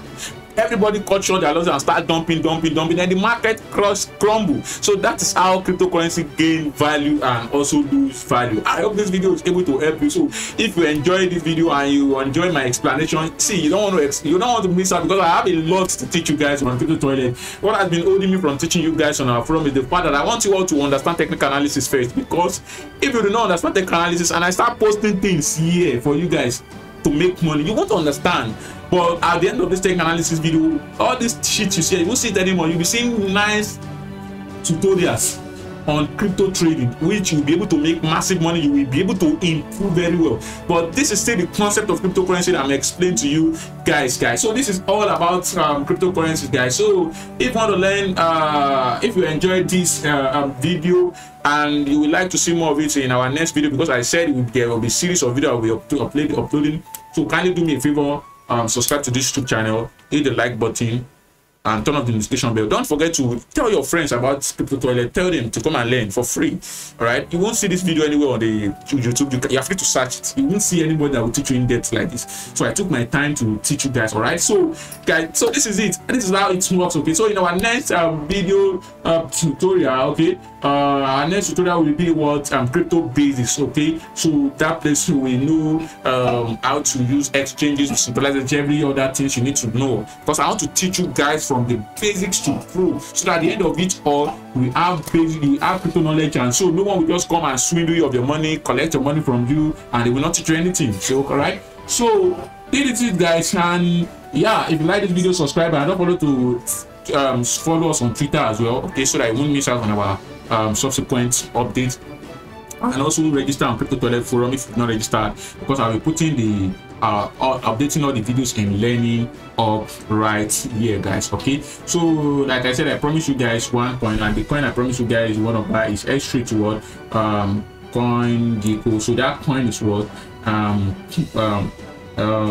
step and that coin is what all right, that coin is called step fit. Okay, so it's second to Steven GMT. So GMT is actually what move to end token. All right, so it's the first move to end token, and the second move to end token is what Steven. So a step token. So Steven has gone. Steven was currently worth $3, but it did crashed it to what to $1.4 now, which you can see. And the current market cap of Steven is what $849,000, $849 million, right? And Steven right here is the same thing, the similar project to GMT, but step price is still kind of cheaper, which you can still make much more money buying step than buying GMT. Rather than buying this GMT, I will advise you that you buy step. Don't buy GMT, buy step, because you make more money. So step is currently $78 in market cap, meaning if you invest $200 in step token right now, your $200 will give you about 782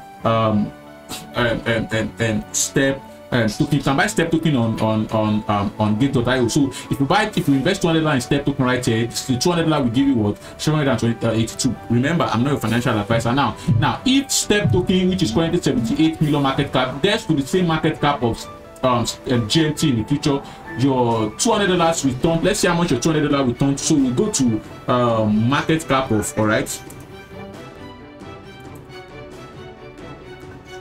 okay, so let's go to market cap of, all right. So if you come to market cap of right here, so if you invest $200 in Steven, you get about 782 units of fixed fee, all right. So if in the future, okay, if fixed fee is now what